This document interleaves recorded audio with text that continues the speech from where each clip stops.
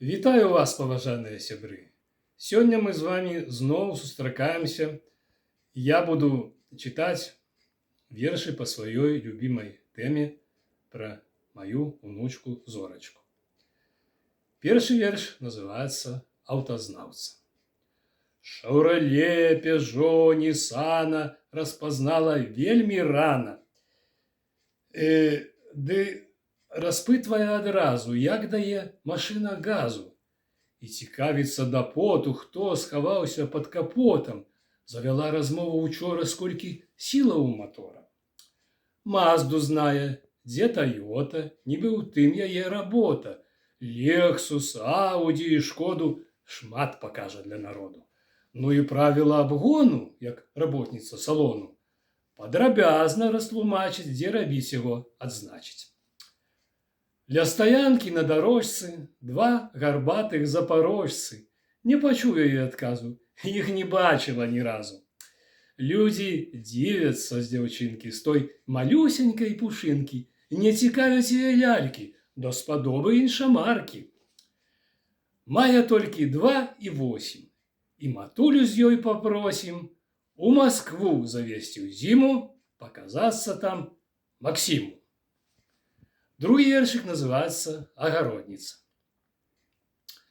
Мы з бабулечкой на даче, хоть не маю 3 гадкоў, я працую, а не плачу, солім бочку огуркоў. Каля плоту клін фасолі, морквы поўныя радкі, і не зблытаю ніколі, дзе часных, дзе буракі. Чырванеюць памідоры, буду хутка ціснуць сок. Запакую ўсе каморы, і ў пакоі поўны блок. Распачнем крышыць капусту, кінем кроп туды і кмен, стане смачнаю, са хрустам. Еш, татуля, бізнесмен. А матулі чан з варэннем, з жоўтай слівы алычы. Днём з'ядай задавальненнем, не заглядвай уначы. Шмат пакажа мне бабуля, разам бойдам у траве.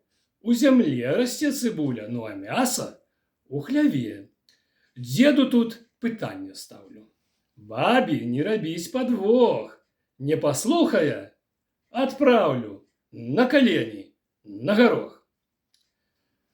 Трэці верш будзе называцца «Снегавік». Я трошачки раскажу, як ён з'явіўся.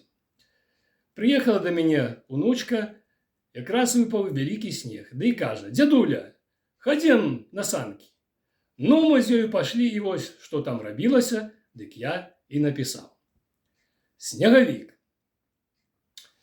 Вось і выпаў снег раптоўна. Дзецям радасць безумоўна наваліла аж да плоту. Хопіць люду шмат работы. Тут бабулі і дзядулі, внукі іх сюды прыпхнулі, і матулі побач таты хутка выскачылі з хаты. Схілкі шыць нібы мурашкі. Шмат малечы, першаклашкі, хто на попе, хто ўніз пузам, каго санкі цягнуць юзам. Пасадзіў матулю тата на драўляную лапату. І, вядома, цешчу збоку для якогасьці прыпёку. Паляцелі хутка з горкі, было смеху і гаворкі, ды не зладзілі з заносам. Цешча з лёту гурбу носам. Нос набыў другую фарбу, чуюць людзі бабы скаргу. Ой, зрабіўся ён як морква, аж жыццё маё пагоркла. Ну а дзецям не да гора. Закрычалі дружна хорам. Снегавік, які зляпіўся, ды пад ногі нам скаціўся.